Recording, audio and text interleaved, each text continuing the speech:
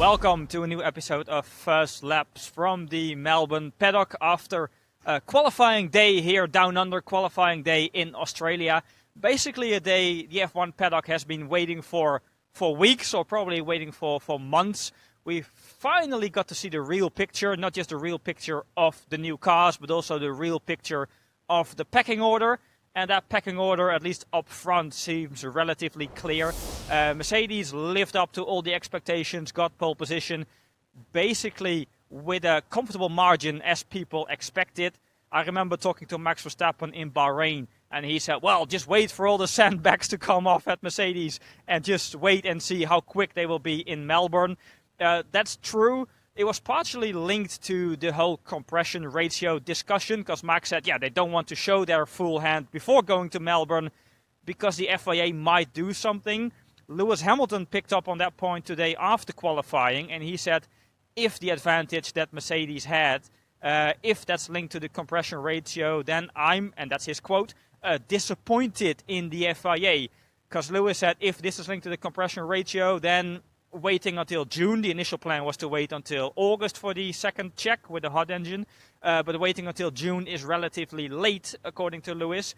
If you look into the data, I'm not sure how much of that is actually linked to the compression ratio, because Mercedes is also just really, really efficient, and that needs a little bit of explanation, but Mercedes is able to go through corners relatively quickly and not pay a price on the straights, and that's crucial under the new era, in the new era of Formula One, with a lot of focus on energy management, which means, and that's pretty unnatural, but going through a corner as quick as you can might not be best for overall lap time, because you might pay the price for it on the next straight. But if you look at the data, the GPS data, Mercedes is pretty quick in the corners, but still able to harvest enough energy not to pay the price at the straights. And if you compare the Mercedes laps to the one from Isaac Hadjar or the one from McLaren, that's actually the key factor that stands out. Also an element that Andrea Stella talked about after qualifying. So yeah, Kimi Antonelli had a bit of a difficult, hectic day, and he actually was really thankful towards his mechanics for getting the car ready. But George Russell, of course, comfortable pole position, basically lived up to all expectations. So far, so good for Mercedes. But this was by far not the main talking point after qualifying. The main talking point after qualifying in the media pen, where we could talk to all the drivers, was their first impressions of the 2026 cars. And it's fair to say that that first impression was not really positive, basically the opposite of that. It goes back to Friday evening here in Melbourne. The drivers' briefing, it was actually in the press conference room, so close to the media center. That was a really intense meeting, and also one that lasted a lot longer than normal. A big part of that was about the track itself and about the straight mode zones. More on that to come later in the video. But then towards what basically was supposed to be the end of the meeting, Lewis Hamilton said, well, we're talking about the details here, but maybe we should talk about the 2026 cars in general. And then two of the more experienced drivers, Lewis Hamilton himself and Max Verstappen, were really outspoken. Lewis already said before that probably fans will not understand what's going on. So it's really difficult to understand this new rule set of Formula One. Then Max Verstappen jumped in and basically repeated what he said before, that he already warned for this scenario 3 years ago. He said no one listens, and now we face exactly those problems. So Max was quite outspoken.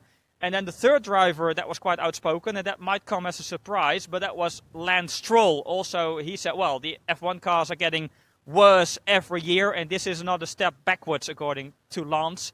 Then after today's qualifying, we talked to them in the pen, and Max Verstappen basically repeated his opinion. He said, well, I do not take any joy from driving these cars. He said, mentally, I feel completely empty. And mentally, I know this will be a very long F1 season.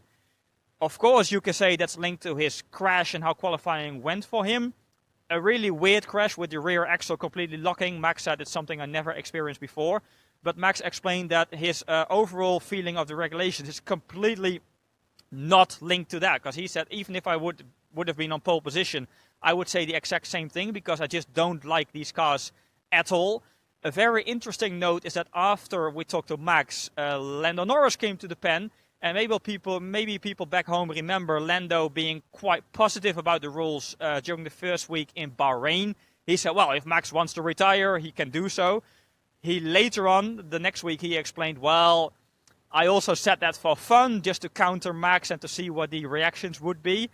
But today, Lando Norris shared his real opinion on the new regulations, and also that one was not really positive.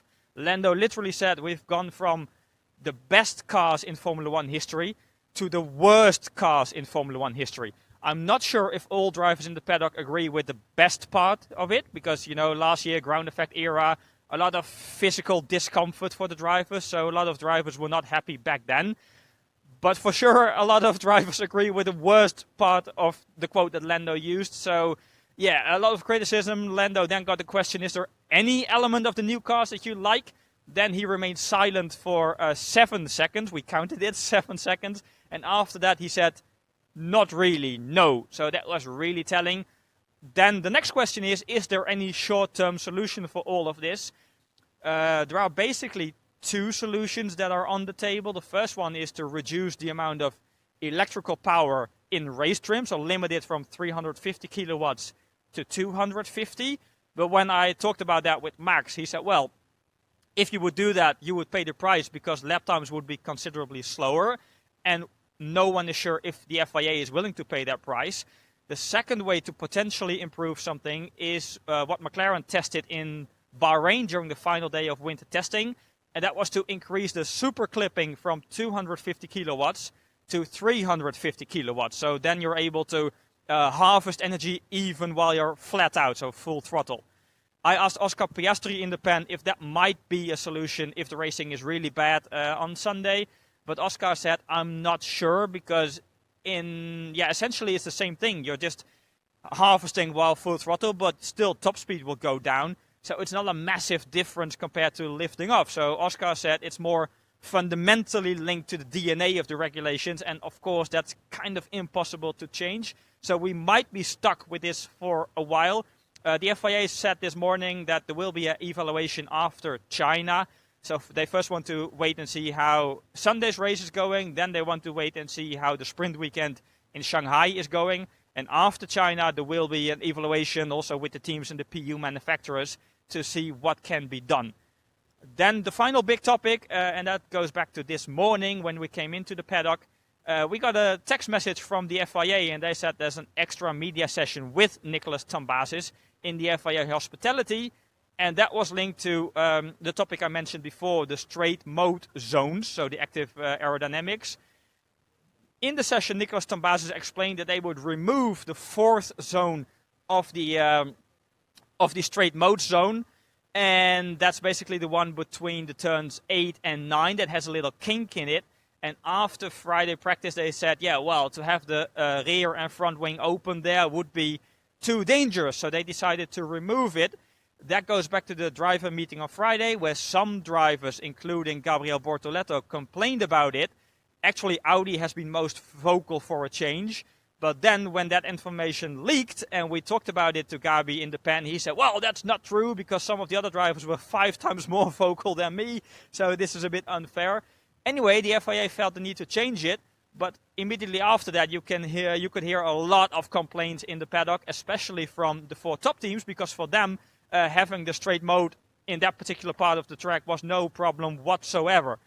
So then it only lasted for 1 hour, because then the FIA said, yeah, we will revert the decision and straight mode is still on between turns 8 and 9, which, to be honest, was a little bit clumsy, because in that media session, Nicolas Tambazis said, yeah, we have to do this on safety grounds. And then 1 hour later, all of a sudden, it was no longer a safety issue. So that's a bit difficult to explain to the people back home, I guess. And that shows that it's more politically loaded than anything else. Having said all of that, also about Audi, we have to say that their actual performance was quite decent. The same can be said about Racing Bulls, having 2 cars in the top 10, also quite promising. Isaac Hadjar on a difficult day for Max Verstappen with the crash. He still put his Red Bull in the top 3. So those are the positive notes after the Saturday in Melbourne. Tomorrow, the first race day of the year. Again, not all drivers and probably also not all fans are convinced by the new regulations, but let's see what the first race of this new era will bring. After that, we'll be back with a new episode of First Lap. So for now, thanks for watching and hope to see you again tomorrow.